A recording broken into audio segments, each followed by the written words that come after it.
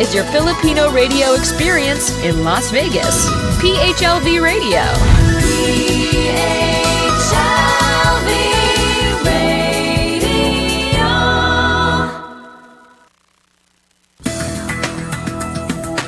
Reeves Immigration Law Group now brings you immigration law on your side. Alright, magandang gabi po sa inyong lahat. Kuya Yo, nanggagaling po dito sa Las Vegas, Nevada. Ay nakikita niyo sa screen kaagad si Attorney Fil-Am Diza, partner at Reeves Immigration Law Group, nanggagaling po sa San Francisco, California. Mga kaibigan, diretso kaagad tayo sa ating pag-uusapan. Marami nagtanong sa inyo regarding work permit. Mga kaibigan, many foreigners, including Filipinos, mga kababayan natin, they want to come to the United States and they want to work. Tinatanong kaagad nila, pwede ba kami magtrabaho, attorney, habang alam mo naman tayo kailangan kumita kaagad, no? Pangkabuhayan, ano. However, you may need a work permit before getting a job in the United States, even if you are here legally sa United States. A work permit may still be necessary. Kaya alamin na natin yon with Attorney Fil-Am Diza from Reeves Immigration Law Group, who will help us understand how we can apply for a work permit and how to apply for one here in the United States. Attorney, magandang gabi po sa iyo.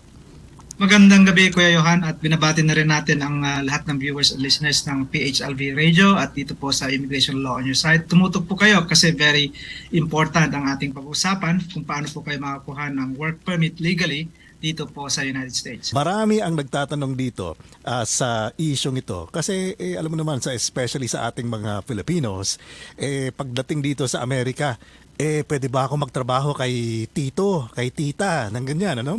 Tumulong sa kanilang bakery, sa kanilang whatever the business here they have here in the United States. So malinaw natin ito.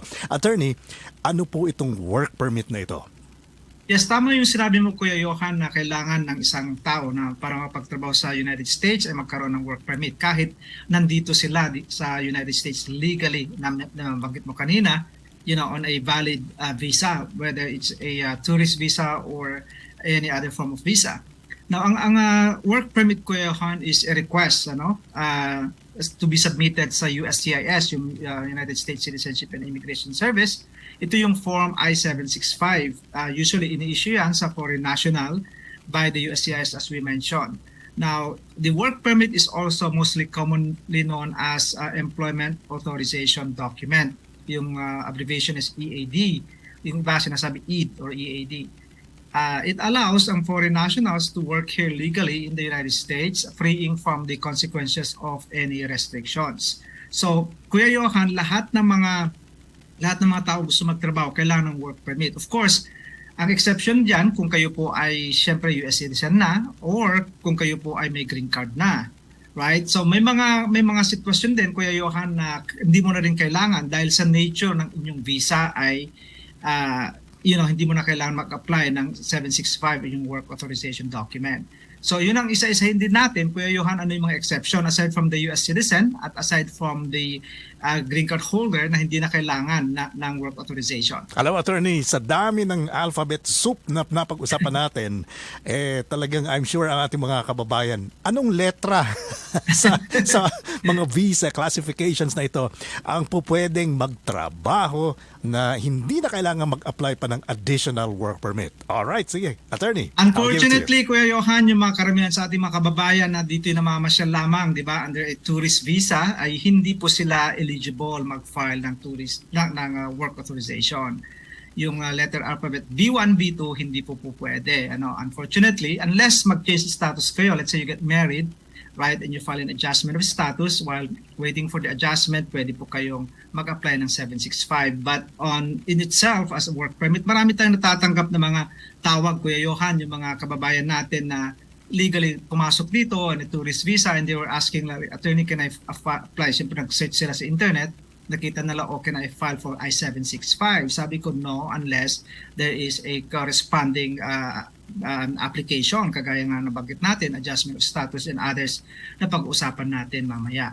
Pero generally, Kuya Johan, as we mentioned, itong mga classification ng alphabet soup na binanggit mo, unang-una dyan yung H1B, di ba? Kasi the nature ng business, ito yung mga professional workers.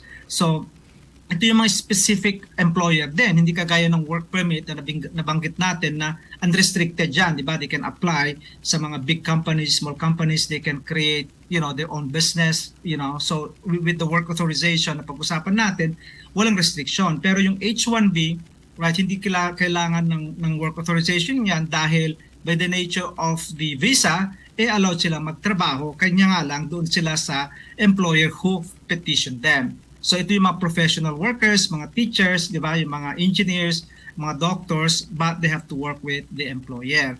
Now, pangalawa, employment-driven din ito. Employer, kailangan magtrabaho sa employer din yung L1, no, na intra-company transfer.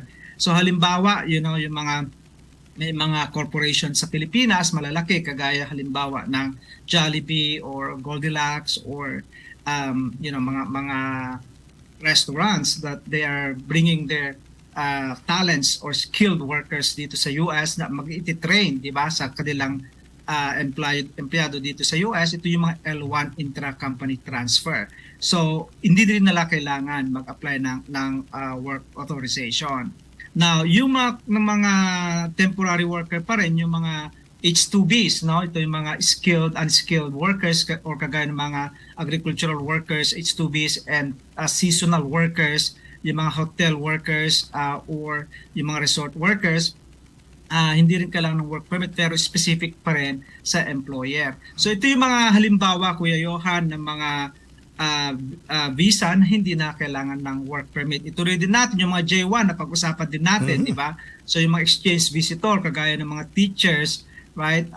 Halimbawa, pinetition sila ng district or school, syempre hindi na kailangan ng work authorization. Or mga religious worker, yung R1, yung mga entertainers din, halimbawa, pumasok sila dito para mag-concert. Alam ko, dyan sa Las Vegas, lalo na ngayong summer, marami ang mga pupunta dyan, di ba, para mag-entertain or mag-concert, di ba?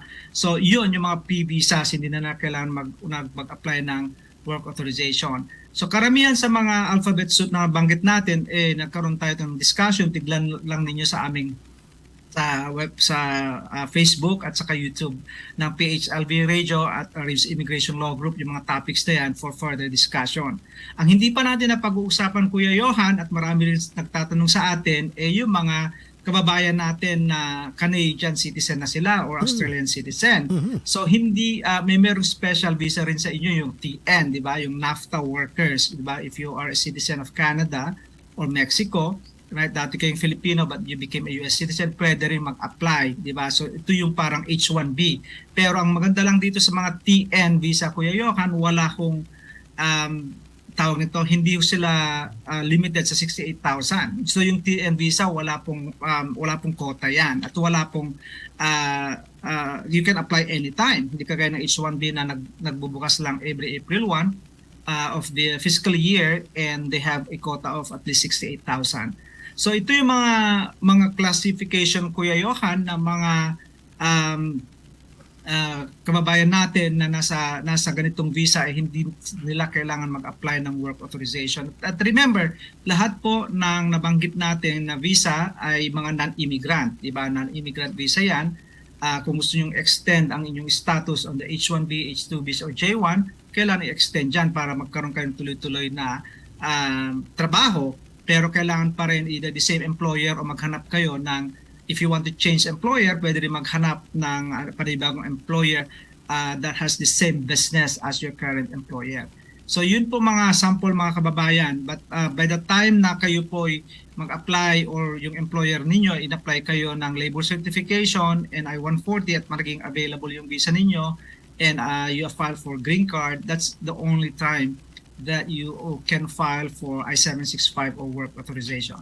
Attorney, isa sa mga classifications na marami din nating mga kababayan, yung student visa, yung F visa.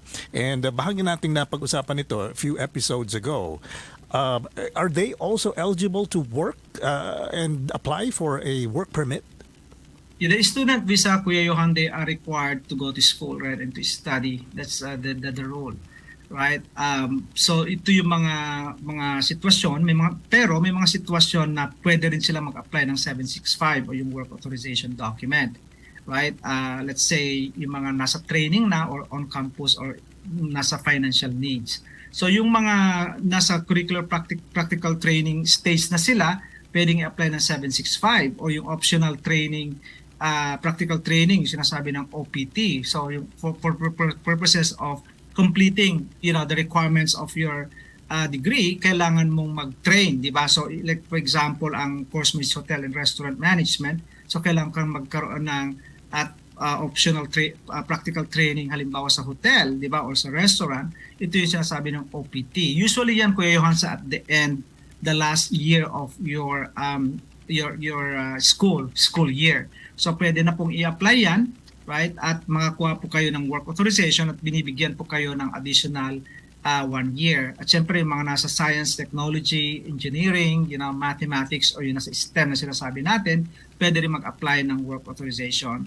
And of course, alimbawa, nasa student visa po kayo at there is a financial needs na let's say yung source of funds ninyo, halimbawa namatay o nagkasakit at hindi na nakapagtrabaho, then you can probably contact your school, and ask them to endorse you para bigyan po kayo ng or i-request kayo na magkaroon ng work permit based on financial reasons. So yun mga F1 mga kababayan, hindi po automatic na nabibigyan kayo ng work permit. Marami sa ating mga kababayan nagtanong, pwede ba attorney na magtrabaho ko while on a student? Generally, the answer is no unless there's financial hardship or nasa completion na po kayo ng inyong degree yung last year under OPT or CPT na pwede nang mag-file ng work permit. Just because, and remember mga kababayan, na pag kayo po'y nalaman na nag-under the table under student visa, nagkakaroon po kayo ng violation of status, at lalong-lalo sa mga kababayan natin na tinitingnan minsan yung biometrics. And attorney, pwede ba akong mag-biometrics? And definitely, it's a big no dahil unang-una, bawal magtrabaho.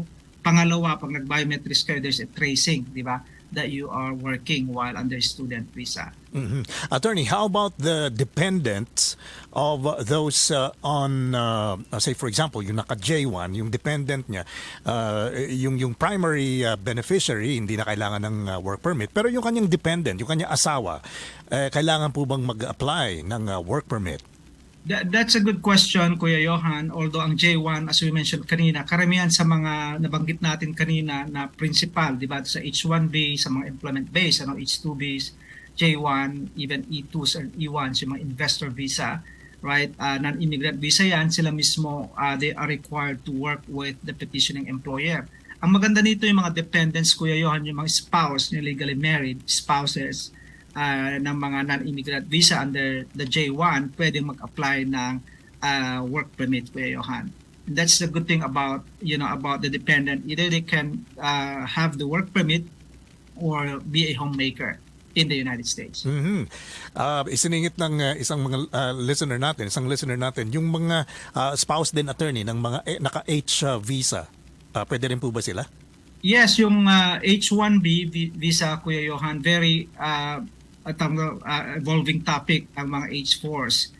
There was a time during Obama where they allowed them to apply for work authorization, pero kinansel, nagkaroon ng lawsuit, and then during Trump's time sinuspend, and then binalik ni Biden. Pero ang qualification yan, Kuya Johan, hindi rin automatic, hindi kagaya ng J1 and E1 and even diplomats. I mean, ang mga spouses ng diplomats, di ba, yung mga nasa consulate natin, right, yung mga asawa nila, allowed silang mag-apply ng work permit with the endorsement, of course, ng Department of State.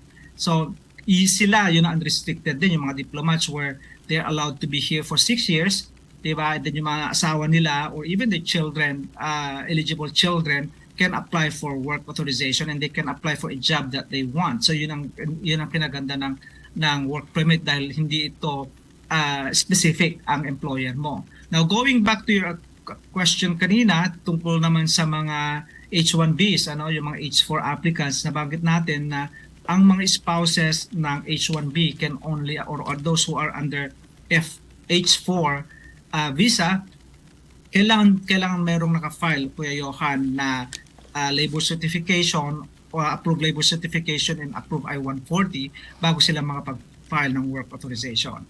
Yun yung qualification naman sa mga spouses ng H-1Bs. All right. Okay, and I'm sure mga kaibigan, marami pa kayong mga tanong. If you qualify, if you don't qualify, mangyari naman pong kumontak sa ating mga kaibigan from Reeves Immigration Law Group. But at this program, gusto nating malaman, attorney, pagka eligible po silang mag-apply ng work permit, papaano po nila ito ina-apply? I'm sure this is a separate document from what they've already done, yung kanilang mga visa sa tagal-tagal nilang hinintay. And ito, isa na namang kalbaryo para i-apply na naman nila ito. Gaano katagal mag-apply nito at papaano ina-apply po ito, attorney? Doon sa mga nabanggit natin, Kuya Johan, na mga people who are eligible to file for work authorization, halimbawa adjustment of status, let's say you're on a tourist visa and then you get married to a US citizen, di ba? So, ang i-file mo dyan is yung I-485 or yung green card application. With the green card application, pwede nang i-file concurrently, with the work permit. So, nandun yung 765, wala pong filing fee yan. Now, in the past or before pandemic, 3 buwan meron ka ng work permit. So immediately after your biometrics and fingerprints, binibigyan na po kayo ng work authorization, di ba? So, ganun ka kadali. And in fact, walang filing fee yan, Kuya Johan, if you file concurrently with the adjustment of status, right? So, yun ang kinaganda ng adjustment of status. Madali lang yon. You have to file it concurrently with your I-485.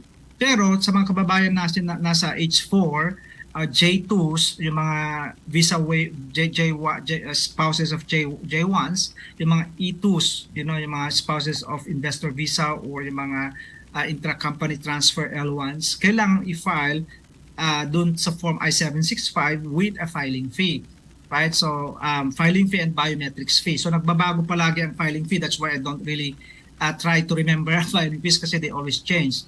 So, look at the filing fees. It's I think it's less than 500 with the biometrics. Then pagka-file po ninyo at immediately after the biometrics, bibigyan na po sa inyo. And the good thing about the new policy, in fact bago lang na policy, Kuya Johan, ang work permit ngayon binibigay 2 years, di ba? So hindi masyadong mabigat sa bulsa kung magbabayad ka ng abogado tapos magbabayad ka pa ng filing fees, di ba? Hindi kagaya noon na habang hinihintay mo yung actual adjudication ng inyong green card halimbawa or let's say hanggang makuha ang green card mo, every year yan ang binibigay. So ganun yung procedure, Kuya Johan. You have to file the I-765 or work authorization together with your main application. Main application yung adjustment of status or let's say nag-file ka rin ng asylum. Diba? Yung mga nag-claim ng fear of persecution sa kanilang bansa, diba? After 5 months, 150 days at wala pang sagot ang USCIS, pwede na pa kayo mag-file ng work authorization. Ganun din po sa mga nasa immigration court. Let's say ang immigration court, ang main relief nyo is cancellation of removal. Habang hinihintay yung actual hearing date po ninyo, yung sa individual hearing, pwede pong mag-file ng work authorization. So sa mga employment-based naman ko yan, ganun din. So it's usually like filed on that form with a filing fee, and then you have to do the biometrics, and then they will send you para kung driver's license yan, valid for 2 years. Sa mga kababayan natin na first time nakuha ang kanilang work authorization, pwede na po kayo mag-apply ng, kung wala pa kayo, ng social security number ninyo. At the same time, pwede na rin po kayong mag-apply ng driver's license or state ID. So in a way, that work authorization will allow you legally to stay and legally to work in the United States. Mm-hmm. And for those who are adjusting po, attorneys, green card, and katulad ng nasabi nyo, this was filed together with that adjustment of status. How about, attorney, kung tumagal yung green card at umabot na dun sa 2 years, nag-expire yung kanyang employment authorization card or document, pwede po ba itong i-renew, attorney, habang hinihintay ang iyong green card? Yes, definitely, Kuya Johan, dahil while your main application is pending, like the green card application, the asylum application, the cancellation of removal application, or while your principal applicant, like nasa H1 status pa or J1 status or E2 status ang inyong asawa, pwede po kayo mag-file pagkatapos ng expiration ng inyong work permit. And as I said, is usually valid for 2 years, di ba? So we strongly advise mga kababayan natin, lalong-lalo na yung mga may magagandang trabaho, di ba, na very important sa kanilang work permit, di ba? We advise them to file as early as 6 months bago mag-expire para po minsan ang immigration, minsan mabilis silang magbigay, 3 months, minsan napakabagal din. Now, the good thing about filing an extension, Kuya Johan, so halimbawa yung tanong mo kanina where your green card application is still pending, di ba? Halimbawa, they suspect marriage fraud, you get married, you were interviewed, after the interview, wala pa ring decision. Right? So, magdadalawang taon na, di ba? So, we strongly advise na siguro 1 year and 6 months, i-renew ninyo yung work permit nyo. So, let's say, pagka-renew mo, tapos ng biometrics at lahat, 6 months na umabot, nag-expire na yung work permit mo. So, ano ngayon gagawin mo, lalo ng mga employers ngayon na, yung work permit mo expired, would they accept yung resibo lang? Right? In the past, hindi po pwede yon kasi ang kailangan ng employer, Kuya Johan, ay yung actual work authorization, lalo na kung employed ka sa malalaking kumpanya, di ba? Malaki yung hospital mo, nasa Kaiser Permanente ka halimbawa, o nasa Yahoo ka, or big tech companies, nasa Tesla na kailangan na ino-audit palagi yung inyong ability to work. So, ngayon, Kuya Johan, under President Biden's administration, once you apply for a work authorization and it's pending, and rather, once you file an extension of a work permit while your work permit is still valid, right? So, let's say mag-expire limbawa ng June, final mo siya ng, let's say, 3 months before that, which is March, right? And then wala pang decision after June. So September na, attorney, nahanap na sa akin yung aking work permit, wala pa. Now, under the Biden administration and under the new policy ng USCIS, yung pag-file mo, Kuya Johan, ng work authorization, automatically extended ka for another year, which is good, di ba? So from the expiration ng inyong green card, which is June, automatically extended ka until June the following year. So kahit wala pang approval, right? Nandun na yun sa resibo nila, that this receipt serves as a work permit valid until this date. So yun ang kinaganda rin yan. So yung hindi natin pwedeng isisi na o delay ang immigration. So kahit ma-delay pa man sila ng another 1 year, nandun yung valid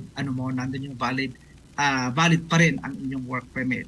So yun po ang mga bagong policies, Kuya Johan, under the Biden administration, where when you file a work authorization before it expires, it automatically extends, once you receive that receipt notice. Naku, maraming salamat, attorney, for those updates. And namagit na naman natin ng updates. Mga kaibigan, make sure you follow the social media pages of Attorney Diza, and of course ang website ng Reeves Immigration Law Group. Attorney, isa sa mga tinatanong ng ating mga kababayan, especially again for those who are still waiting for their status pero meron na silang work permit, isa sa mga dilema nila is, pwede ba akong bumiyahe and this work permit, itong card na ito na napakaganda, shiny new card, EAD card, is this valid as a travel document? It specifically states doon sa inyong card, Kuya Johan, that says not valid for travel. Now, may different form, right, ng USCIS if you want to travel while waiting for your green card. Diba? So let's say pumasok kayo as a tourist, nag-expire yung tourist visa nyo, syempre hindi mo na pwedeng gamitin yung tourist visa mo. O let's say pumasok kayo H4, nakapile na yung green card mo, right? Kahit valid pa yung H4 mo for another 4 years or for another 2 years, hindi mo pwedeng gamitin mag-travel. Not unless, ito na yun, Kuya Johan, which is siguro subject ng additional, subject to another discussion natin, yung tinatawag na travel document or tinatawag nating advance parole. Yung advance parole, Kuya Johan, is a different form. Now, ang work permit is I-765, ang advance parole naman is under I-131, diba? So, advance parole or work permit or re-entry permit, magkapareho yun. Pero yung advance parole applies for people who have a pending adjustment of status that allows them to travel, right, outside the US while pending yung kanilang green card application. So, usually, Kuya Johan, when you apply for adjustment of status, kinokombo na natin lahat yan, as we mentioned, di ba? So, i-file yung green card application, i-file yung work authorization, i-file yung advance parole. Now, ngayon ang immigration, nagtitipid din siguro, pag you file mo concurrently with the advance parole, ilalagay din doon, specifically says that this also authorizes travel. Right? This serves as an advance parole. So, pwede yun, Kuya Johan, kung nandoon sa, naka-annotate doon sa card, that allows you to travel. And of course, remember na dapat in-apply mo rin under Form I-131 or what we call advance parole. Ayun. Nako. Mainit talaga itong usaping ito, attorney, kasi marami nga sa ating mga kababayan ang nag-a-adjust ng status and then they want to work, nabanggit nyo kanina yung mga katagang hindi dapat banggitin ng lahat na yung under the table dahil talagang mahirap, madidingding tayo dyan. Pero mga kaibigan, may paraan. Kaya kumontak po sa ating mga kaibigan, sa inyong mga legal professionals, sa Reeves Immigration, para po malaman ang mga paraan kung paano kayo makakapagtrabaho. So now, attorney, assuming nagkaroon na sila ng EAD, ng kanilang work permit, ang next exciting question ng ating mga kababayan, anong mga klaseng trabaho, attorney, ang pwede nilang pasukin dito sa United States? Yeah, interesting, Kuya Johan, dahil ang kinaganda ng work permit na to ay hindi to employment specific, di ba? Hindi kagaya ng H1B, J1, stuck ka sa kanila di ba? Lalo sa H1B, ayaw mong employer mo, ayaw mong boss mo, ayaw mong trabaho mo, right? You're stuck with the employer for 3 years, right? Or until you get your green card. Now, for the work permit, there's no limit, Kuya Johan, to the work that you can get, di ba? As long as you're doing illegal work, any U.S. employer can hire you for any job. So as we mentioned kanina, gusto mo mag-apply sa Tesla, kung may available na director ng nursing sa isang hospital at you're qualified, bakit hindi? Diba? So it's unrestricted. If you want to put up your business, gusto mong mag-Uber driver, gusto mong put up ng startup company, gusto mo mag-apply sa law firm, or sa PHLV radio, that work authorization, Kuya Yon, hindi yun ini-screen, di ba? Anong basis ng, di ba, pag nag-file ka ng I-9. So that work authorization allow any employer to hire you, if you are qualified. Wow, okay. So napakaganda pala, parang tumama sa jackpot pagka meron ng work permit. Pero attorney, ang million-dollar question dito is yung minsan mahirap itanong ng ating mga kababayan, pero itatanong natin sa inyo, what happens to you if you try to get a job here in the United States pero wala kang work permit? You're not allowed to work in the United States pero nagkaroon ka ng trabaho. Ano po ang repercussions nito? Malaking bagay, Kuya Yon, i-distinguish natin, right, yung mga nagtatrabaho ng walang permit o walang work permit na may pending adjustment. So, if you are applying for work permit based on an employment base, di ba? Let's say H1B po kayo or J1, let's say J1 na walang restriction, right? In-apply ko na employer ng green card with work permit.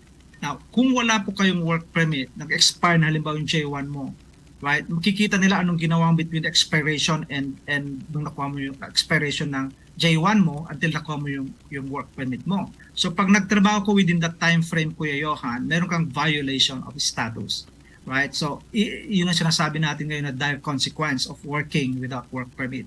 So kung merong makita ng immigration that you were working or you work without work permit, pwedeng i-deny ang inyong adjustment because ang requirements ng mga employment-based cases, and we keep repeating this sa mga kababayan natin, you either have to maintain a lawful status, right? Maintain a lawful status meaning hindi nag-expire yung application mo and you never violated immigration laws.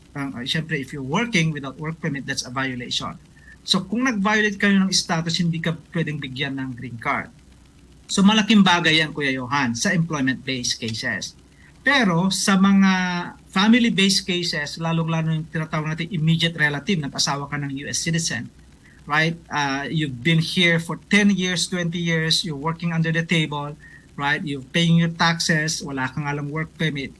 The good thing about the immediate relative petition, Kuya Johan, it pardons yung overstay mo, right? And it pardons yung working under the table mo. So yun yung distinction, right? So it's okay to admit during your interview that while I was working, right? And I provided my social security and my driver's license, right? And they accepted me to work and I'm paying my taxes. That's okay. Napapatawa dyan sa family-based, immediate relative.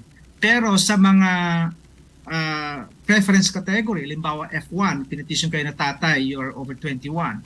Right? Siyempre, hindi ka rin pwede mag-adjust dito not unless you're 245I. Yung 245I, yung petition before 1998 or before 2001, pero nandito ka ng 2000. If you are 245I naman, Kuya Johan, on a family base, working under the table, right, or without work permit, also pardons yung violation ng status mo. Kaya ka nagbabayad ngayon ng penalty fee na 1,000. Yun naman ang purpose.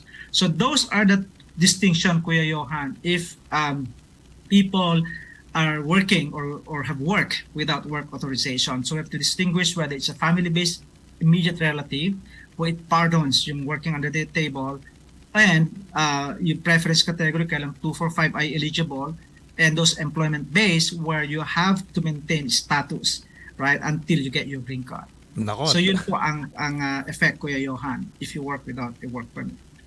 Kaya talagang magandang maintindihan ng ating mga kababayan regarding the work permit, kung pwede sila, kung hindi po pwede, and kung ano ang implications nito with regards to your other immigration applications. Kaya magandang kumonsulta sa mga legal professionals para sa inyong mga specific case. So attorney, I'll give you this time to invite our viewers and listeners to contact Reeves Immigration Law Group kung mayroon po silang mga tanong regarding work permit. Well, lalong-lalo sa mga kababayan natin nandito na, no? At if you're having a legal trouble finding whether you're qualified for work authorization, syempre consider naman ninyo getting a legal immigration help. Now sa aming grupo dito sa Reeves Immigration Law Group, you know, we can help you complete the requirements and improve your chances ng approval ng inyong work authorization. Ang aming law firm po, mga kababayan, has helped a lot of many many in the United States to get their work permits and they begin earning their incomes. Ang aming experience, we've been here, as you mentioned kanina dun sa ating ads, we've been here for over 40 years and all our partners rather are certified immigration specialists ng Reeves Immigration ng State Bar of California. So Reeves Immigration Law Group po, yun po ang aming Facebook account. I-like and follow po ninyo. I have my own then FJ Diza, Reeves Immigration Group. Ito yung mga personal cases ko that I handled. Ang aming attorneys are more than 10. So marami kami mga success stories that you can find on our Facebook at the same time sa aming website. You can also subscribe kasi we usually publish ang aming mga articles every week for our success stories and mga immigration news. So yun po ang masasabi natin sa mga kababayan natin.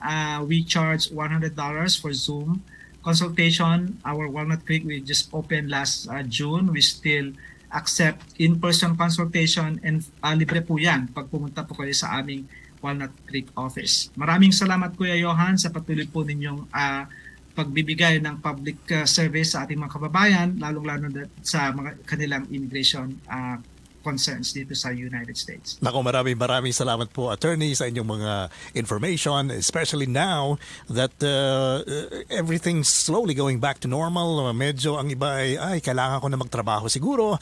So magandang nalaman nila nating lahat itong usapin regarding the work permit right here in the United States. So again, attorney, maraming salamat for your time, for your wisdom at lahat po ng mga information na binigay niya sa ating mga kababayan. And again, mga kaibigan, ng ating Immigration Law on Your Side ay production po ng ating mga kaibigan from Reeves Immigration Law Group. Kung meron po kayong mga katanungan, padala lamang sa ating mga social media pages or i-email lamang po dito sa PHLV Radio sa ating email na info@phlvradio.com kung meron po kayong mga topics na gusto nyong matakal namin ni attorney dito sa Immigration Law on Your Side. So attorney, regards po sa inyong lahat dyan sa San Francisco, California. Maraming salamat po. And from Las Vegas, Nevada, ito po si Kuya Yo ng PHLV Radio. We will see you next time. Reeves Immigration Law Group has been representing immigrants for nearly 40 years. Reeves Immigration Law Group has been fighting for its clients through experience and expertise. With immigration lawyers you can access at reasonable fees, even on Saturday. Payment plans are also available. Call us for your immigration solutions. We can do worldwide telephone and Skype consultations. Reeves Immigration Law Group, 1-800-795-8009. Reeves Immigration Law Group has offices in Los Angeles, San Francisco, China, and Philippines. See us at www.rreeves.com. Reeves Immigration Law Group, 1-800-795-8009.